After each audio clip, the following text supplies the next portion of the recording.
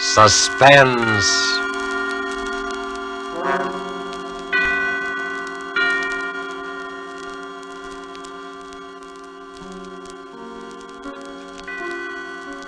This is the Man in Black, here again to introduce Columbia's program, Suspense. Tonight from Hollywood, we bring you two of America's most artful and distinguished stars. From the Metro-Goldwyn-Mayer Studios comes Mr. Robert Young, and from Warner Brothers, Miss Geraldine Fitzgerald. Mr. Young and Miss Fitzgerald are with us to play in An Unusual Tale by the unusual James Thurber. An excerpt from the book, My World and Welcome to It, called A Friend to Alexander, adapted for radio by Freya Howard, is tonight's study in suspense. If you've been with us before, you will know that suspense is compounded of mystery and suspicion and dangerous adventure. In this series are tales calculated to intrigue you, to stir your nerves, to offer you a precarious situation, and then withhold the solution until the last possible moment. And so it is with Mr. Thurber's poignant and strange story, and the performances of Robert Young as the man who was a friend to Alexander, and of Geraldine Fitzgerald as his wife Bess, who relates these events to us. We again hope to keep you in suspense.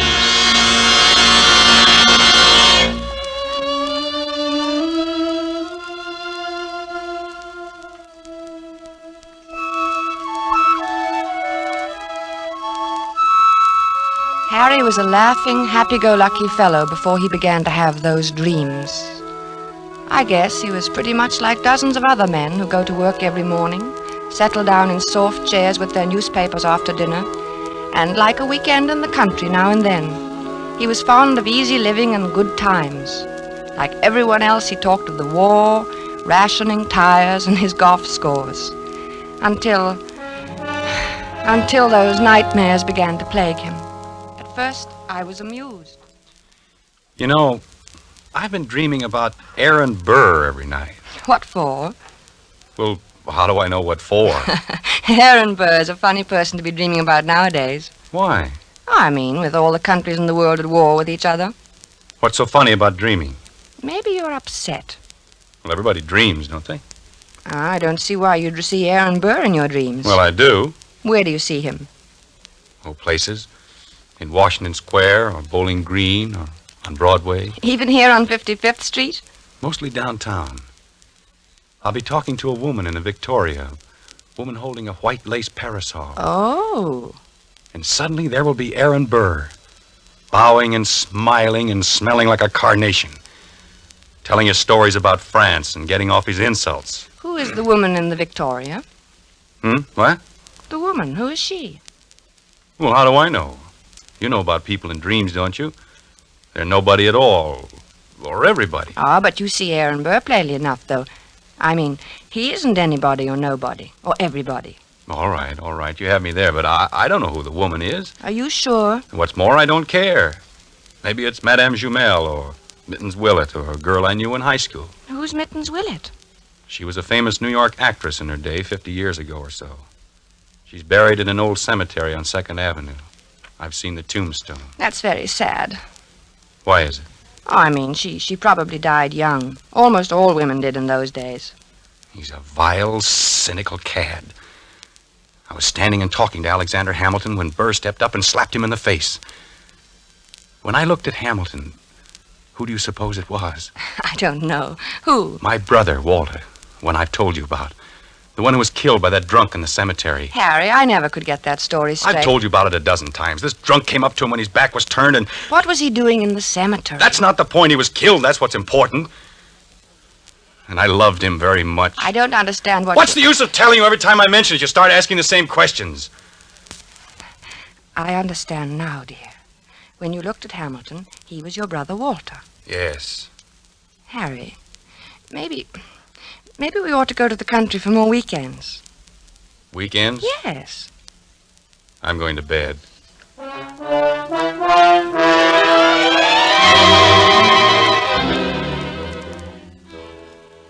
For a time that evening, I worried about Harry. Not about his dream. Why shouldn't he dream? But I wondered about his health. He looked so So worried somehow, so unlike himself. I was glad when he went to bed. A good night's sleep was just what he needed, I thought. How could I know? The next morning we were quietly eating our grapefruit when Harry flung down his spoon. I wish he'd go back to France and stay there, him and his la-la. Who, dear? Oh, you mean Aaron Burr. Did you dream about him again? Yes, he said la-la to me. Why should he say la-la? I was at the tavern and we were drinking ale, and I said something funny. I don't remember what it was. Something amusing about what Ben Franklin had said to Washington once. It was one of those things, you know. No, I don't. Have some more coffee, dear. I don't want any coffee. I made this remark and everyone laughed. Everyone but Burr, that is. He sort of sniffed, and then he said, la-la. Well, why not? I mean, is there anything wrong about him saying la-la? It was the way he said it. He was sneering at me. They all noticed it. Who, dear? Who noticed The others, all of them. And Hamilton. I was there with Hamilton. It was swell until Burr came in. Aaron Burr. I don't see why you dream about him all the time. Don't you think you should take some luminol? I'm not sick, I tell you. I know what I'm dreaming. I just thought, well, it's always Burr, and that seems odd. Well, why? Why shouldn't I dream about Burr if I want to? But you don't want to. No, but I can't help it. Everywhere I go with Alexander, sooner or later Burr shows up and makes those nasty remarks. Last night he elbowed Alexander out of his way. Did it deliberately. Alexander? Hamilton. Oh, Alexander Hamilton. Yes, goodness knows I'm familiar enough with him by this time to call him by his first name. Harry, you know, we might go to the old Drovers Inn this weekend. You like it there. Hamilton has become not only my brother Walter, but practically every other guy I've ever liked. Don't you like the old Drovers Inn anymore? Isn't it natural that Hamilton should represent my brother and guys I like? That's natural, isn't it? Yes, I suppose it is. Well, then why are you looking at me like that? You know, dear, I wish you'd go and see Dr. Fox. I don't want to see Dr. Fox. I want Aaron Burr to stop sneering at me in my clothes. He looks at me and his lips curl up and he says, "La, Mr. Andrews, what odd taste you have." I wish you'd go and see Dr. Fox. I'm going to the zoo and feed popcorn to the rhinoceros. That makes things seem right. For a little while, anyway.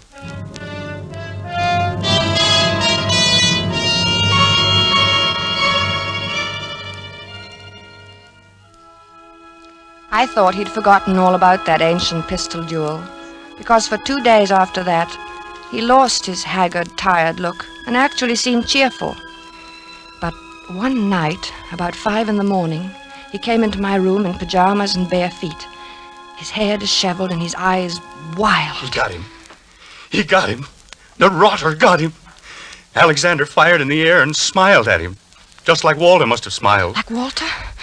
Oh, yes, dear. Your brother Walter, who was killed in a cemetery. This was at Weehawken in New Jersey. What? Your brother? No, Hamilton and Burr. Their duel.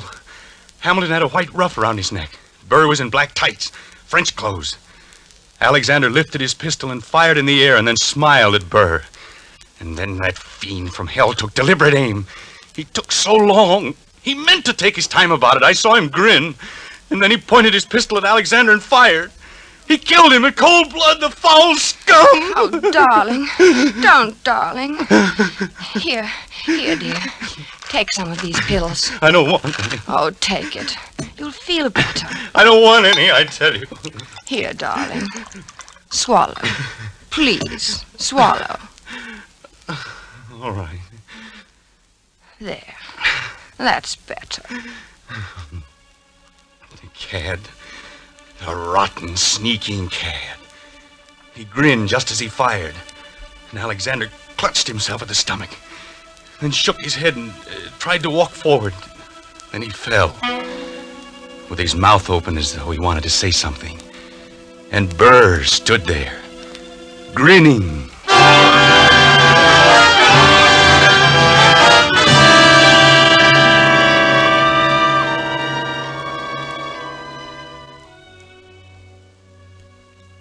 He was better after that, but I kept urging him to see Dr. Fox. At first he refused, but later he decided to humor me.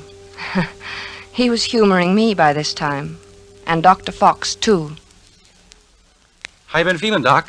Oh, fairly well, Mr. Andrews. My pulse has been Now, just what seems to be the trouble? Nothing. Nothing wrong with me. He has nightmares. You look a little underweight. Perhaps your diet. Oh, I'm not underweight. Overweight, maybe, but not underweight. Getting enough exercise? Same as usual. He's worried about something. He always has this same dream. Aha, a dream, eh? What kind of a dream? Just a plain old dream. Aha. No, it isn't. It's about his brother Walter, who was killed in a cemetery by a drunken man. Only it isn't really about him. Really? Why, very few people are actually killed in cemeteries. It's an interesting coincidence, if I may say so. You mean you know somebody who was killed in a cemetery, too? Is that the coincidence? No, I meant your brother being killed in a cemetery. You know, dead in a cemetery. A sort of, do you follow me? No. I think you should go see Dr. Fox, Dr. Fox. Interesting. Yes, very interesting. I wonder if you would mind stepping into the next room, Mr. Andrews. I want to give you a thorough examination. Right in here, sir, and we'll just have a look at you.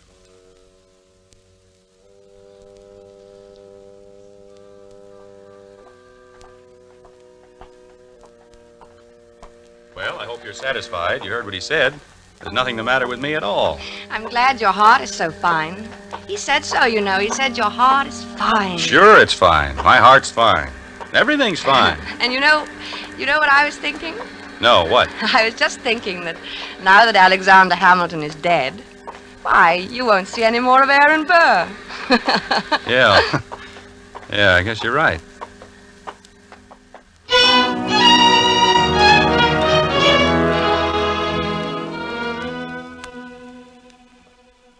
But I was wrong. Aaron Burr did not leave my husband to sweeter or more peaceful dreams. Harry said nothing about it for several mornings, but I could tell he was still being tortured by those ghosts. He brooded over his breakfast. He didn't answer me when I spoke to him. I dropped my butter knife, and he jumped. What was that? Only my knife. Oh, Harry, are you still dreaming about that man? I wish I hadn't told you about it. Forget it, will you? I can't forget it with you going on this way. Can't you forget I mentioned it? Maybe you should see a psychiatrist. Oh, bosh. What does he do now? What does who do? Aaron Burr. I don't see why he keeps coming into your dreams now. He goes around bragging that he did it with his eyes closed. He says he didn't even look. Didn't look when? When he killed Alexander in that duel. Well, what? He claims he can hit the ace of spades at 30 paces blindfolded. Furthermore, since you ask what he does, he jostles me at parties now. I think you should stay out of this, Harry. It wasn't any business of yours anyway, and it happened so long ago. I'm not getting into anything. It's getting into me. Can't you see that? I see that we've got to get you away from here. Oh, maybe if you slept someplace else for a few nights, you wouldn't dream about him anymore. I don't know. Let's go to the country tomorrow. We'll stay at the Lime Rock Lodge. Bess, why can't we visit the Crowleys? They live in the country. All right, fine. Bob has a pistol, and we could do a little target shooting. What do you want a pistol for? Plenty of open space. I think you'd want to get away from shooting. Yes. Sure, dear.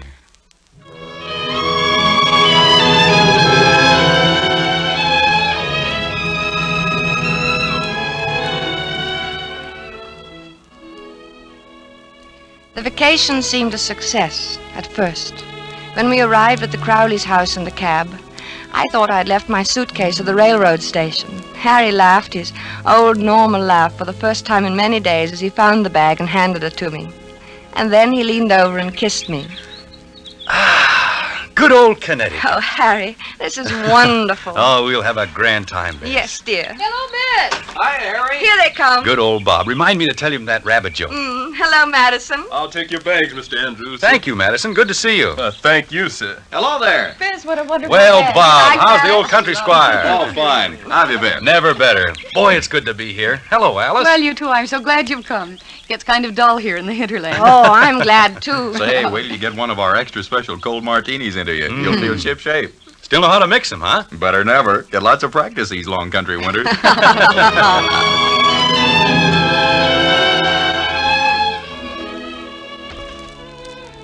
Oh, it was grand, seeing Harry's face relaxed and smiling over his cocktail glass.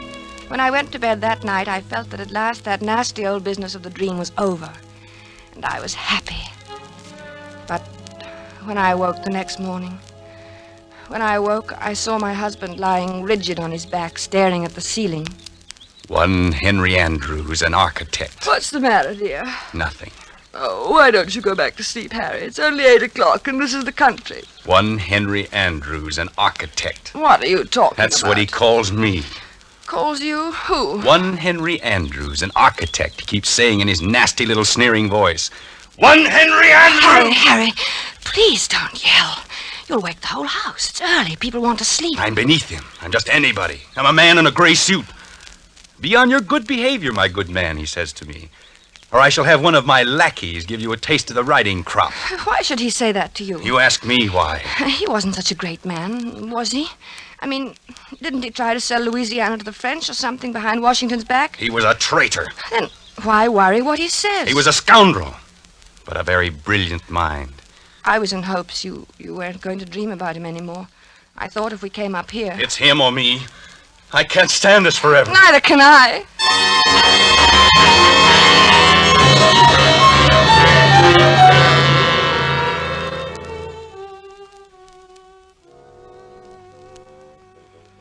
As I had expected, Harry spent most of the afternoon with Bob shooting at targets.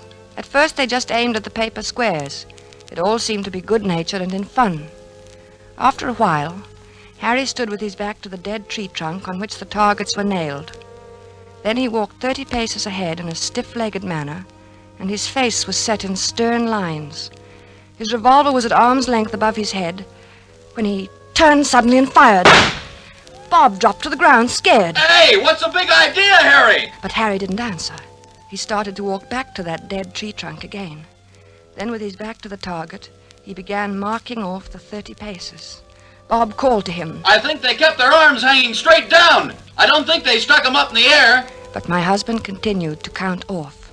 At the 30th step, he lowered his arm, wheeled about suddenly, and fired from his hip. Hey there, watch out! 2 of the shots missed the tree, but the last one hit it. Like a mechanical man or someone in a trance, Harry began to walk back to the tree again without a word, his lips tight, his eyes bright, his breathing coming fast. And look, it's my turn! But Harry about-faced and stalked on. This time when he fired, his eyes were closed. Poor Bob didn't know what to make of this strange behavior. Hey, good heavens, man, give me that gun, will you? Without a protest, Harry let him have it. For the first time, he spoke. I need a lot more practice, I guess. Well, not with me standing around. Come on, let's get back to the house and shake up a drink. Gee, I've got the jumps. I need a lot more practice.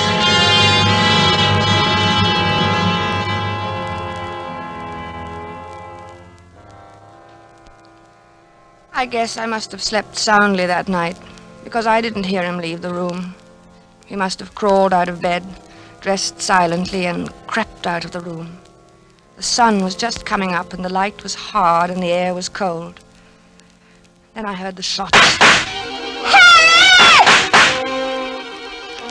I threw on a dressing gown and ran downstairs. The Crowleys were in the hall. Oh, good heavens, Bess. Is Harry all right? It sounds like it. Where is he? What's he doing? It sounds as though he's out behind the studio shooting. Alice. Oh, no, take it easy, Bess. Bob will go out and get him. Maybe he had a nightmare or walked in his sleep. No. He never walks in his sleep. He's awake all right. Now, let's go down and get some coffee. He'll need some. Yes, I'll need some, too. Hey, what the dickens is the matter with him, anyway? I don't know. I'm so sorry. Bob, you go get him. At your service, madam, alive or dead. Bob, stop it. Okay, I'll do my best. Come on, Bess. We'll go to the kitchen. What's that noise? Where? In the kitchen.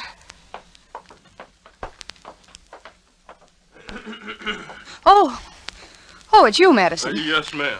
Well, you're shaking. I was just wondering, ma'am. No, it's all right, Madison. You go on back to bed. Clothita was scared, ma'am, and I thought... Well, you tell Clothita that it's all right. Mr. Andrews is shooting a little. He couldn't sleep. Yes, ma'am. Yes.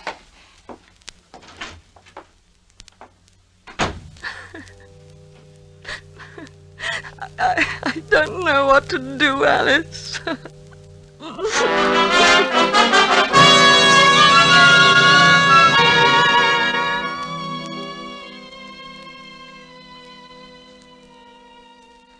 I guess the Crowleys were relieved when the cab came to drive us to the station early that day. Their maid had threatened to leave. The neighbors were complaining about the early morning disturbance, and their own nerves were ragged. Boy, I'll need a drink after that. Yes, and make mine a stiff one. Gee, I'm sure glad he's gone. Well, it was either he or Clothita. You can't afford to lose a good cook these days. Say, what do you think's the matter with him? I don't know. It's what Clothita would call the shoots, I guess. You know, he said a funny thing when I went out and got him this morning. Well, let's have it. I could stand a funny thing. I asked him what the deuce he was doing out there in that freezing air with only his pants and shirt and shoes on, and you know what he said? What? I'll get him one of these nights. That's just what he said.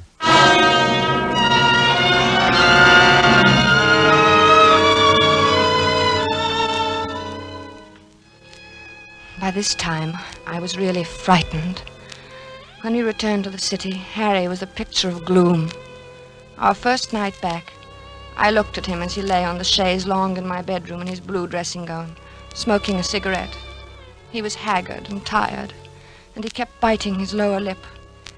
I mixed a scotch and water nightcap for him. No thanks, no liquor. I need a steady hand. Watch my hand. Does it tremble? No. Is it steady? Yes, very. That's good. That's very good. You need a steady hand, you know. For what, dear? Oh, things. Harry, will you sleep in my room tonight? No, you keep shaking me all night to keep me awake. You're afraid to let me meet him. Are you still on that? Why do you think everybody's better than I? I can outshoot him the best day he ever lived. Oh, of course, In the dear. waistcoat. Right next to the middle button. He has 3 big pearl buttons on his waistcoat. Came from France. Why don't you dream about somebody else? Anybody else, please. You'd like that, wouldn't you? You'd like to have me dream about somebody who wouldn't hurt a fly. Somebody like that. Because you'd know I'd never get in a duel with him. A duel? You're dreaming of a duel now? Ever since Hamilton died. Burr knows I hate him.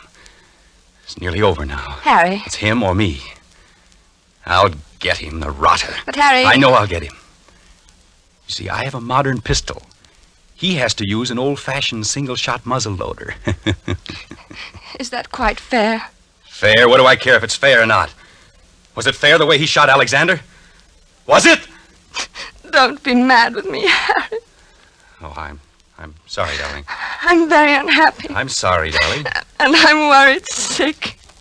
Well, I'm sorry, darling. Don't cry. Please don't cry. It upsets me when you cry. And I mustn't be upset. I must be very calm and rested. My hand must be steady tonight. Especially tonight. I'm so worried, Harry. Don't worry about me. I'll be all right. I'll be fine. My hand is like a rock.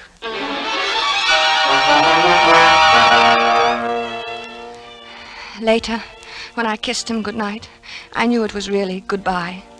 He didn't say anything, and neither did I. It's just that he seemed so far away, in another world, and each moment I felt that he was becoming more and more remote. Something told me he wasn't coming back. I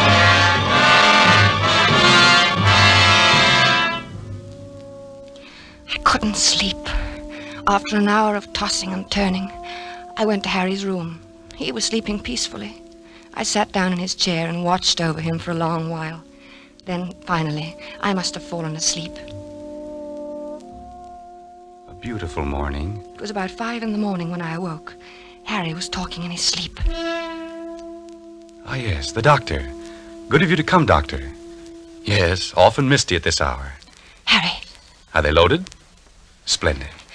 Harry, wake up. Yes, I'm perfectly ready. Is Mr. Burr? He is? Good. Shall we proceed? No, I do not care to make a statement. Very well. Yes, I understand perfectly. 10 paces. Turn and fire at the dropping of the handkerchief. Yes, 10 paces. Harry, Thank Harry. you for acting as my second, Mr. J. Of course, extremely good of you. Very well, then I'm quite ready. 1, 2, 3, Harry, 4, Harry, please. 5, Don't, Harry. 6, Harry. 7, 8, 9, 10. Harry. Harry, dear.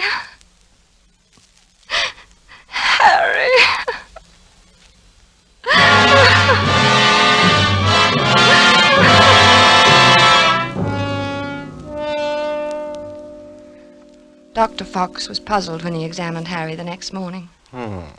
Extraordinary. His heart was as sound as a dollar when I saw him the other day. He seemed to be fine, Dr. Fox. I can't understand it. What? Why his heart stopped as if he'd been shot. Shot. Yes. Of course, there are no gunshot wounds and no... Shot. Now, Mrs. Andrews. That's it. Shot. Now, you'll have to calm yourself. You can't help him now. I should have known it would happen. I kept staring at Harry's right hand. The 3 fingers next to the index finger were closed stiffly on the palm, as if gripping the handle of a pestle. The taut thumb was doing its part to hold that invisible handle tightly and unwaveringly. But it was the index finger which held my eye the longest. I looked carefully to make sure I was right. Yes, it was so. That index finger was curved inward slightly, as if it were about to press the trigger of a pistol. So there had been a duel after all. Perhaps there was no gunshot wound. But Harry had been shot as surely as he was dead. Dr. Fox saw me staring and spoke to me. What are you looking at, Mrs. Andrews? Harry never even fired a shot. Aaron Burr killed him the way he killed Hamilton. Well, what are you talking about? Aaron Burr shot him through the heart. I knew he would. Yes, but there's no evidence to... I knew he would. Then Dr. Fox put an arm around me. He looked at me gently and a bit frightened, the way I used to look at Harry when he told me about his dreams. He led me to his assistant and whispered something. He thought I didn't hear him, but I did. She's crazy. Stark, raving crazy. I let the assistant take me away. Maybe he thought I was crazy, too. But now I knew. Aaron Burr got Harry, just as he had killed Hamilton in that old quarrel long ago. I knew he would! I knew he would!